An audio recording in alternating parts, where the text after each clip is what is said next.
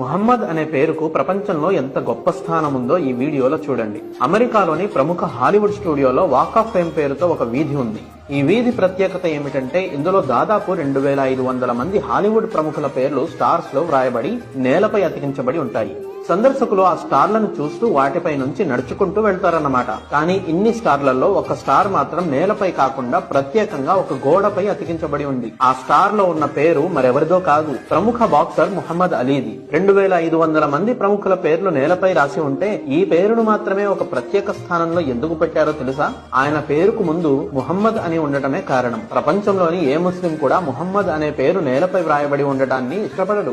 అందుకనే ఈ పేరు ఉన్న ముహమ్మద్ అలీ యొక్క స్టార్ ను గోడపై ప్రత్యేకంగా పెట్టడం జరిగింది. ఇది ముహమ్మద్ అనే పేరు యొక్క ప్రత్యేకత. ప్రవక్త ముహమ్మద్ సల్లల్లాహు అలైహి వసల్లం వారిని గౌరవించడమే కాదు, ఆయన పేరును ఎవరు పెట్టుకున్నా ఆ వ్యక్తి పేరు ప్రస్తావనలో కూడా ప్రత్యేక గౌరవం ఉంటుంది. మరి